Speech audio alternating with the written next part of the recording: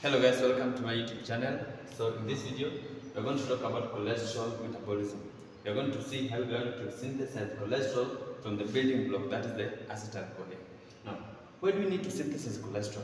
Now, cholesterol is very much important in our body. For example, cholesterol is an integral part of the cell membrane where it's going to reduce the fluidity of the cell membrane so that the cell membrane can perform its function effectively. Another one, cholesterol is going to be used in the synthesis of steroid hormones. The progesterone, the estrogen, the aldosterone, the cortisol hormone, many other hormones are going to be synthesized from cholesterol. And also cholesterol is going to be involved in the synthesis of bile salts. The sodium chlorotolate, sodium glycotolate, which are involved in the emulsification of fats, the breakdown of fats in their bodies. And those are some of the functions of cholesterol. Now, cholesterol is going to be synthesized from acetyl-CoA. But remember, there are certain foods that when you eat, they contain cholesterol. So that is from the exogenous pathway. We can synthesize cholesterol from the exogenous pathway, from the foods that we eat, foods that contain cholesterol. So when you consume those foods, you are going to break down cholesterol in the digestive system, then it will be transported in the circulation system by the help of in form of micronephrones, right? Yeah, you know that. Then now in this video we are going to talk about the synthesis of cholesterol, which is the primary pathway from the endogenous pathway, occurring mainly in the liver. So we are going to see here we are going to synthesize cholesterol in the liver. Now let's see this. We can have a molecule of glucose in the liver, and the glucose is going to undergo glycolytic pathway. So the glycolytic pathway is going to involve the conversion of glucose into pyruvate. Now, the glycolytic pathway, just as we had seen in the previous video, and if you haven't seen that, then you are not going to understand how you're going to break down glucose into pyruvate. Now, glucose into pyruvate, then pyruvate can be converted into acetyl-CoA. Now, this is by the help of the pyruvate dehydrogenase complex, right? So the pyruvate dehydrogenase complex is going to convert pyruvate into acetyl-CoA. Now, where does acetyl-CoA go? Acetyl-CoA is going to be involved in this pathway. Remember, guys, this is the TCA, the tricarboxylic acid cycle. Now, if you guys remember, from the TCA, we're going to generate molecules of NADHs and the FADH2 and some molecules of ATP from the substrate level phosphorylation. Alright. Now, where do we take these NADHs and FADHs to? Now, these ones are going to be shunted into the electron transport chain. Electron transport chain, where they are going to be used to generate energy in form of ATP. ATP. Now, this process is called oxidative phosphorylation. The process by which you generate ATP at the electron transport chain is called oxidative phosphorylation. Now, this acetyl-CoA, when there is enough of acetyl-CoA, we generated a lot of ATP, a lot of FADH2, we can shunt the acetyl-CoA into ketogenesis. Now, what is ketogenesis? Ketogenesis is the generation of ketone bodies. When you have a lot of acetyl-CoA in our system, we are going to take them to ketogenesis, whereby we are going to generate acetoacetate, which is a ketone body. So, acetoacetate.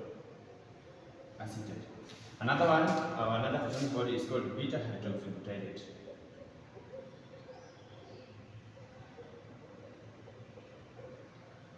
Beta hydroxybutyrate. And we are going to see how these ones are beneficial or harmful to our body. For example, the ketone bodies can be taken to the brain because they are going to be used as energy. So, brain and also to the muscles, right? Yeah, skeletal muscles. You can take them to such particular organs to be used in generation of energy. Alright. Now in this video, we are going to see how we are going to shunt acetyl-CoA to the generation of cholesterol, right? Now let us see how we are going to do, how that's going to happen. So when I take a molecule of acetyl-CoA, react it with another molecule of acetyl-CoA, what am I going to get, guys? When I react this, I'm going to get acetyl-CoA, right? So acetyl-CoA. Now, what is the name of the enzyme that is going to catalyze this reaction? Now, this enzyme is going to be called thiolase enzyme. Thiolase enzyme is going to catalyze this reaction. But now you can see the acetyl-CoA is only has one CoA, so it means you have lost a CoA, right? Yeah. So you have lost a CoA. Let me use a different color so that you can see it very clearly. You have lost a coenzyme A.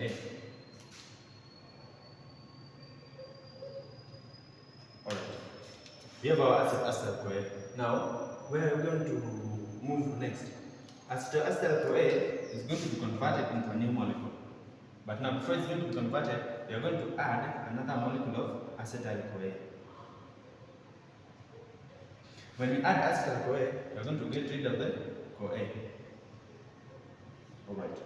Now, what is the name of the enzyme that catalyzes this reaction? Before we get into the next molecule. The name of the enzyme that's going to catalyze this reaction, the addition of acetyl-CoA, then you get rid of the CoA, is going to be called HMG-CoA synthase. What does that tell you? That tells you that we are going to form a new molecule, and this new molecule is going to be called HMG-CoA. Alright. What's the name of this one in full? HMG-CoA is going to be called beta-hydroxy-beta-methyl glutathione-CoA, or 3-hydroxy-3-methyl-glutathione-CoA. Right. Now, HMG-CoA is going to be converted to a new molecule, and this step here from the HMG-CoA to the new molecule is a very crucial step, and I'm going to write it in a very thick line. Right. Now, HMG-CoA is going to be converted to a molecule called mevalonate.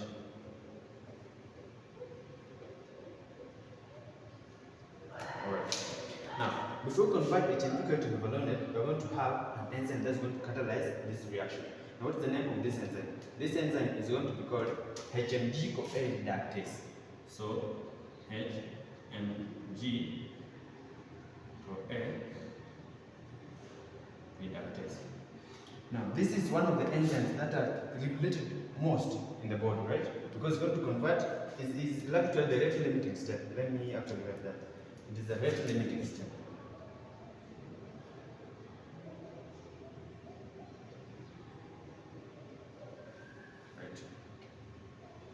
The conversion of HMG-CoA to mevalonate is highly regulated step in that, as far as the cholesterol synthesis is concerned. Now, what are some of the molecules, or some of the molecules that are going to regulate the HMG-CoA reductase enzyme? So, number one, we are going to have insulin hormone. Now, insulin is one of the hormones that are so much involved in the anabolism, right? They actually promote build-up of particular molecules. So, it's going to have a positive effect. It's going to stimulate the HMG-CoA reductase into to convert HMG-CoA into mevalonate. So, when you have insulin, to me, glucagon is there to antagonize. So, glucagon is going to have a negative effect. Alright. And you guys remember those people who have high level of cholesterol in their bodies, they are given a drug called lipido. They have a drug called lipido. Lipido is one of the statins. Is a statin. So lipido are going to inhibit the HMG-CoA reductase, and therefore you are not going to synthesize cholesterol, right? So you are going to have a negative effect. Alright. Then what else? You also have cholesterol. This process is going to synthesize cholesterol.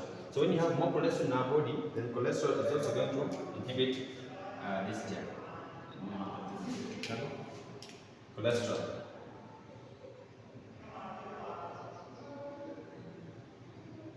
It's going to activate the proteolytic enzymes, and therefore they're going to inhibit the HMG-CoA reductase. Now you can see it's one of the most regulated steps in our body. It's actually the rate limiting step so far as cholesterol synthesis is concerned.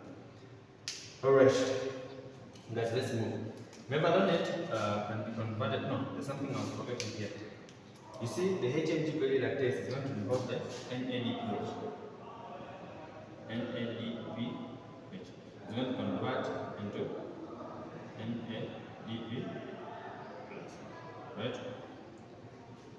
Alright. Now, let's proceed.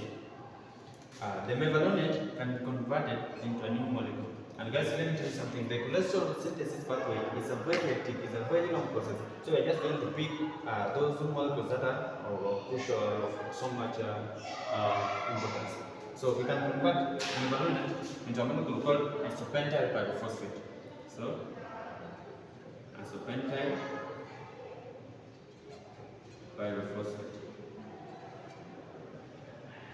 Alright. Now, isopentyl pyrophosphate can be converted into a new molecule, and we are going to pass a series of steps here, right? So we are going to convert isopentyl pyrophosphate into a new molecule, and this new molecule is going to be called isoprene units.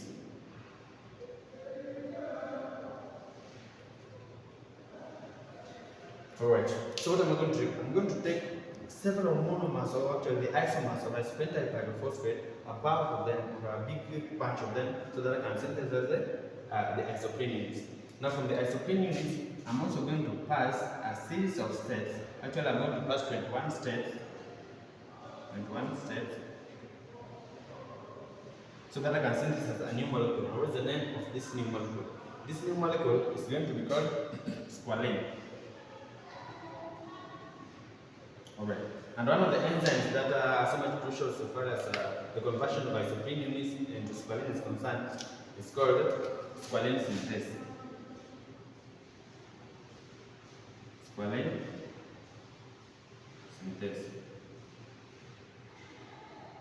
Alright, now squalane is going to be converted into a new molecule. Now this new molecule is going to be called 7-dehydrocholesterol. So you have 7-dehydrocholesterol, right? Now, 7-dehydrocholesterol can again be converted into a new molecule, and this new molecule is going to be called lanosterol. So I'm going to have lanosterol. Now, lanosterol is just like cholesterol, it's only that there are certain molecules that are attached to it that are not in the lanosterol. For example, there are certain metal groups there. So lanosterol can be converted finally to cholesterol. Now, we are synthesizing cholesterol. We have gone all the way and we have finally synthesized cholesterol. We added 2 molecules of acetyl-CoA by the help of the thiolase enzyme. We obtained acetoacetyl-CoA. We added another molecule of acetyl-CoA, but remember we lost a CoA here, right? So you have added another molecule of acetyl-CoA and you've lost the CoA. So that you have our HMG-CoA. Now the name of the enzyme that catalyzes that reaction is HMG-CoA synthase. Then HMG-CoA, which is the beta-hydroxy beta-methyl-butyl-CoA, is going to be converted into mevalonate. But I said this is one of the most regulated steps in our body. Actually, it's the rate limiting step so far as the synthesis of cholesterol is concerned. And it's going to be inhibited by glucagon, the cholesterol, the lipita, which is a drug that is given to those people who have high levels of cholesterol, because lipita, which is a statin, is going to inhibit the HMG-CoA reductase, and therefore we are not going to synthesize cholesterol.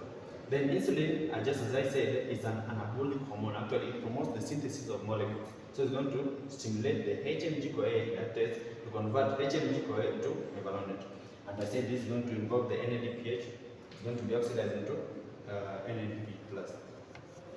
Mevalonate is then going to be converted into isopentyl pyrophosphate. And I told you that cholesterol synthesis is a very, very, very long process. So I'm just going to select some molecules. I'm not going to talk about all of them. So isopentyl pyrophosphate is going to be converted into isoprene units. Isoprene units are going to pass 21 steps.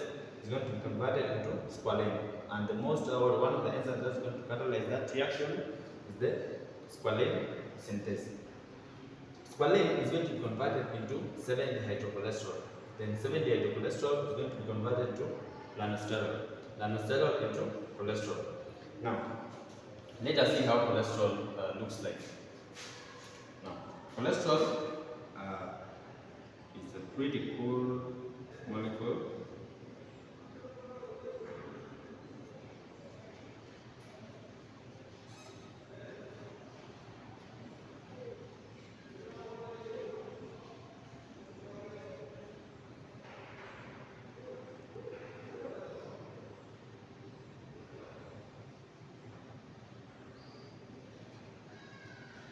Alright, this is our cholesterol. Now let us number. It actually is a 27 carbon molecule. So let us see the number. So we have 1, 2, 3, 4, 5, 6, 7, 8, 9, 10, 11, 12, 13, 14, 15, 16, 17, 18, no, not going to be that way. We have 16, 17, 18, no, not going to be that way. 1, 2, 3, 4, 5, 6, 7, 8, 9, 10. 11 up. 11? Up 11? No. Up. Next carbon, yes, there. Yeah. I've already named that carbon, number 9. Number 9? Yes. So you're not supposed to so name it's it not again. supposed to be here, right? Oh, thank you. So, let me just delete this one so that you can see. And we're going to number. Just review it again. Yes. Alright. So, 7, 8, so 9. Yes. Alright. Then 10, 11, 12, 13, 14, 15, 16, 17, 18, 19, 20, 21, 22, 23, 24, 25, 26, 27. Thank you very much. Now that's how we are going to number our cholesterol. Actually, it's a 27 carbon molecule. And actually, I can name this. So I can say this is the A, B, C, and D. Right. Now, this is our cholesterol. So we are going to see the ways in which we can utilize this cholesterol to synthesize the vital cells, the steroid hormones, and also you can put this one in the cell membrane to perform the function. Alright, now, the cell membrane has phospholipids. So these are phospholipids that are part of the cell membrane. Now, phospholipids has fatty acids. There are fatty acids, and of course, it's a bilayer. They have other phospholipids.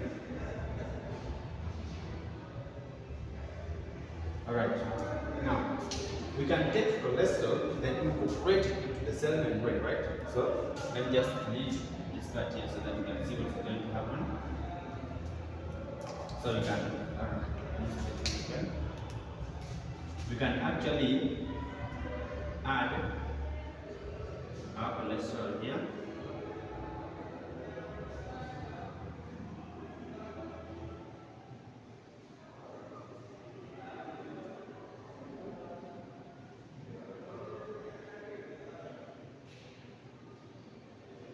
Alright, we can take cholesterol and add it into the cell membrane. So what is it going to do in the cell membrane? It's going to reduce the fluidity of the cell membrane. So let us say the functions here. Number 1, reduce fluidity. Alright. Now, what is cholesterol going to do in the cell membrane? It's going to inhibit drastic phase change or drastic phase transition. So it's going to inhibit phase transition.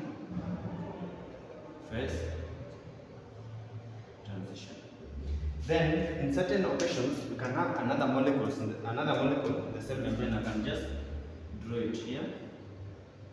So this molecule is going to interact with the cholesterol. So this molecule is going to be called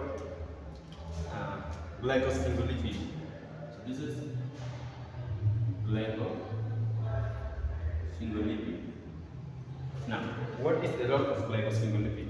Glycosphingolipid is going to interact with the molecule of cholesterol, and together they are going to form something called lipid raft. So this is called lipid draft. Now, what is the importance of the lipid draft? Lipid draft helps signaling. You know, they want to involve the transmission of signals across the cell membrane. All right. Now, what is another role of cholesterol? Cholesterol can also be involved in the synthesis of steroid hormones. So, let me do this right here. We're going to have the steroid hormones.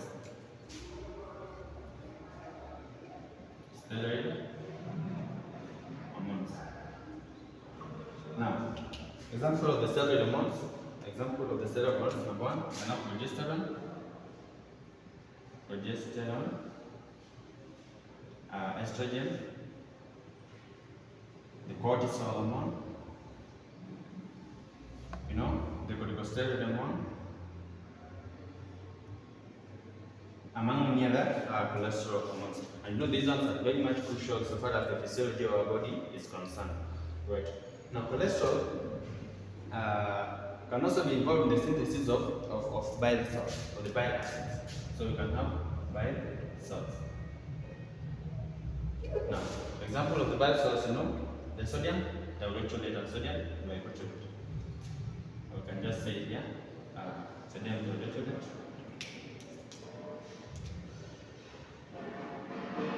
Sodium, electrolyte, and sodium glycosylate. Glycosylate. Now, these bile salts are involved in the emulsification of fats, the breakdown of fats in our body. So they involve, actually, they take part in the breakdown so that you can easily synthesize or absorb the fatty acid, the fats in our body, right? Alright. Now, these are the three major functions of cholesterol. But also we have something called, we are going to talk about in a different video. We can have the transportation of cholesterol, right? We can talk about the transportation of cholesterol. Transportation of cholesterol. No, cholesterol is packaged. Cholesterol can be packaged, and actually, for its package, we can have esterification of cholesterol. So we can talk about esterification. So, cholesterol can be esterified where we are going to have an acyl group, right? So, the enzyme is going to esterify cholesterol is going to be called ACAT. This enzyme is going to add an acyl group at the third carbon of the cholesterol. So, we are going to have esterified cholesterol. I think I can just draw it. Going to have that.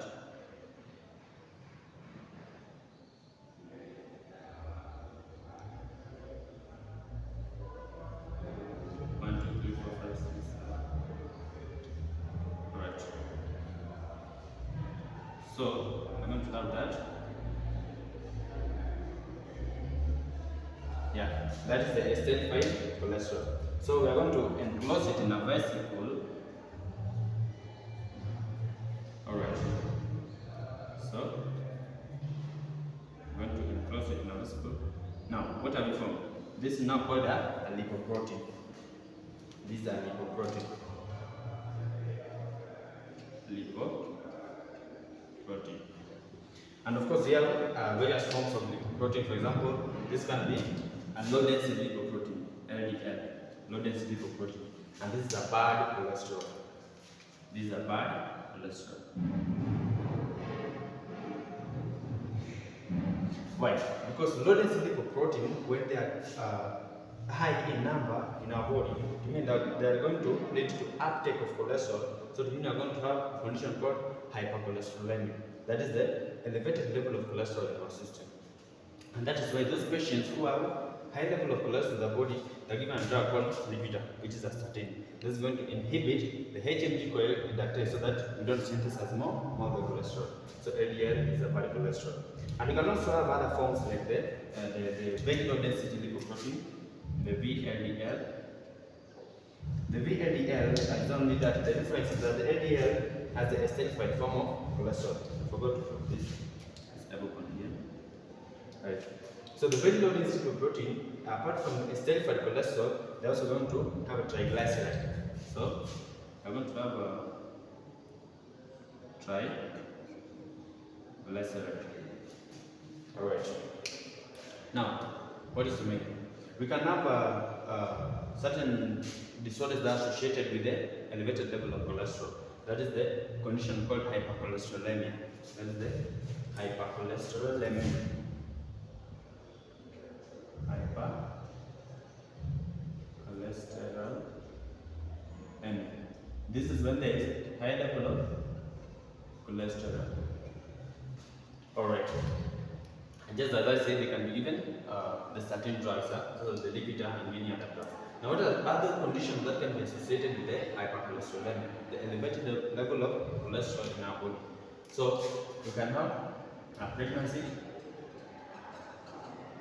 Though pregnancy doesn't lead to that much level of cholesterol, just lead to not that much, can just a small amount of increase in cholesterol. And also, we have the postmenopausal women. Those women who have surpassed menopause, menopausal women, they're also going to have high level of cholesterol, right? Then we also have those patients with diabetes mellitus,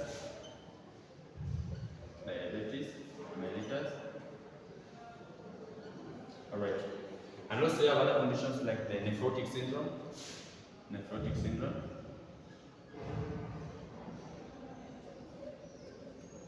These conditions are going to increase the level of cholesterol. And of course, cholesterol is not so much. We also have something called atherosclerosis.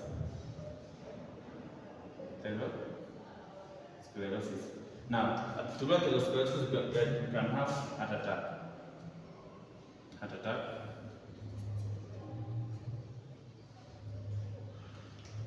And eventually can lead to death.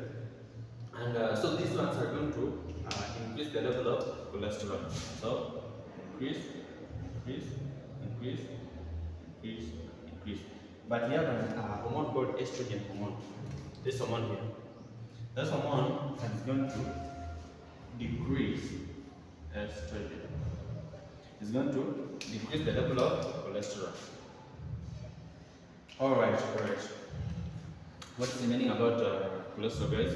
Done everything, you've done another video to see how you can shunt the acetyl-CoA and the ketogenesis from the acetate, the beta hydroxybutyrate, which are actually they are acidic and they are going to lead to other conditions like ketonuria and also ketoacidosis. The elevated level of ketone bodies in our system. Ketonuria is the release of ketone bodies to urine, of which ketone bodies should not be part of the urine. And actually, we're going to see how that is going to happen with respect to our physiology. So thank you very much, guys. That is all we have for this video. If you found it helpful, please make sure to subscribe to my YouTube channel, like and comment at the comment section. Let us meet in our next video, guys. Thank you.